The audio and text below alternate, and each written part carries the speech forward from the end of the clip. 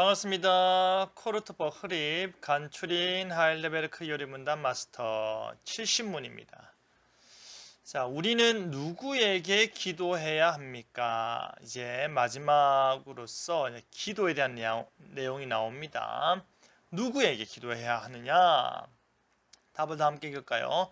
우리는 피조물 중 하나가 아니라 우리를 도울 수 있고 예수 그리스도의 간구를 들으실 오직 하나님께 기도해야 합니다. 피조물 중 하나 뭡니까? 우상이죠. 우상. 태양, 별, 달, 그리고 혹은 이 자연 만물 가운데에서 큰 산, 그죠? 그리고 우리가 알지 못하는 우리가 만들어낸 신들, 다 우리가 이 땅 가운데 피조된 것들 중 하나인 것이죠. 오직 피조되지 아니한 하나님을 제외하고 모든 게 다 피조되었다. 사탄을 숭배하는 것도 조상을 숭배하는 것도 피조물 중 하나죠.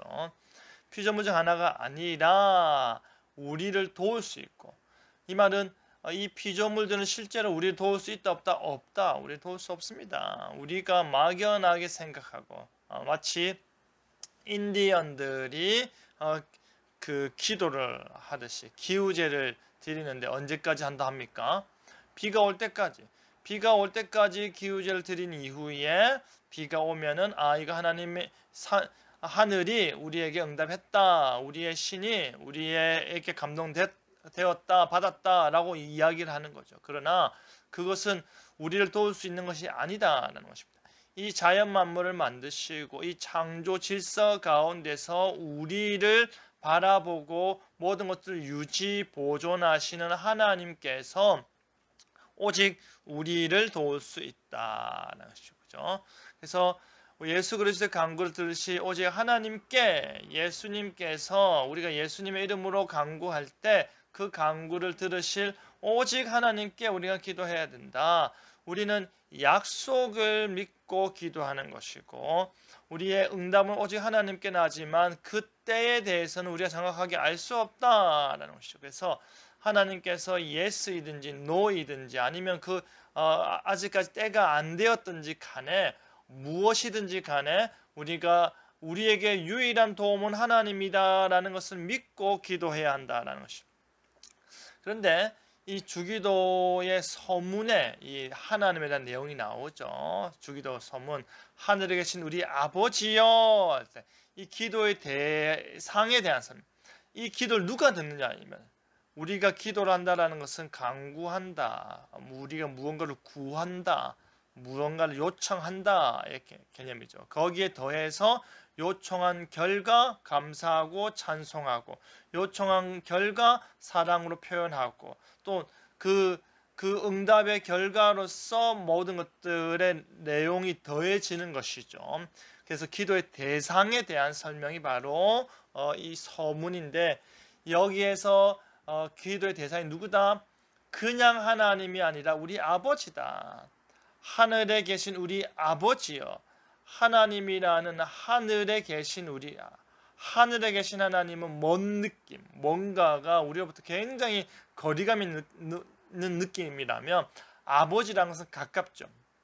그래서 멀지만 초월하고 계시지만 아버지로서 아주 가까운 존재로서 하나님이 우리의 기도를 들으시는 분이다. 그 하나님은 어떠한 분이다? 우리의 기도에 응답할 수 있는 전능하신 분이다. 천지 만물을 지으신 기도에 응답할 수 있는 분은 전능하신 분으로서 천지 만물을 지으시고 유지 보존하시고 마지막에 하나님 나라를 성취하실 분이다. 그래서 주기도의 서문은 기도의 대상인 하나님에 대한 내용이다. 자, 71문. 우린 누구의 이름으로 하나님께 기도해야 합니까? 답을 다 함께 읽겠습니다. 오직 그리스도의 이름으로 하고 다른 성인들 중 한 사람의 이름으로 해서는 안 됩니다. 예수님의 이름, 오직 그리스도 우리의 중보자의 이름으로 하고 다른 성인들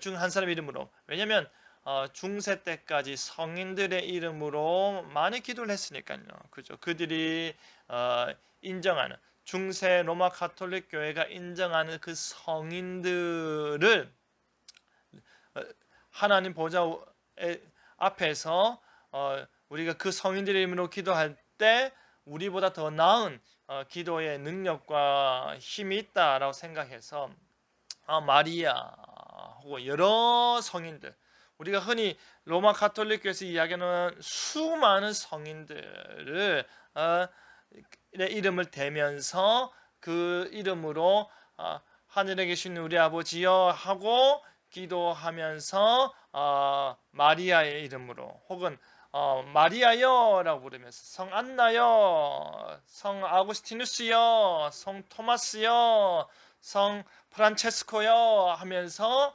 그들이 그 이름으로 부르고 그 이름이 마치 응답될 것처럼 하는 것이죠. 그렇게 해서는 안 된다. 오직 그리스도의 이름으로 해야 된다. 예수님의 이름으로 기도하는 이유가 무엇이냐? 유일한 중보자다. 이게 중요한, 기도는 삼위일체 구조로 했습니다. 그죠? 성부 하나님께 성자 예수 그리스도의 이름으로 유일한 중보자죠. 그리고 어떻게 성령의 감동하심 가운데 성부에게 성자의 이름으로 성령의 감동 가운데 믿음으로 기도하는 것이다. 그래서 우리가 오직 하나님과의 우리와의 관계가 회복된 유일한 중보자이신 예수 그리스도의 이름으로 하고 천사나 마리아나 성인들 등의 이름으로 해서 기도하면 안 된다라는 것이 정말 중요한 게, 요 개념은 오늘날 우리에게 있어서는 우상들에게 타 종교의 이름으로 기도해서는 안 된다라고 이해할 수 있지만 중세다 종교개혁 당시에는 성인들의 이름으로 기도하는 로마 가톨릭 교회의 그 문화를 이제 지적하는 것이죠. 팁도 함께 보겠습니다. 예수님 이름의 건세.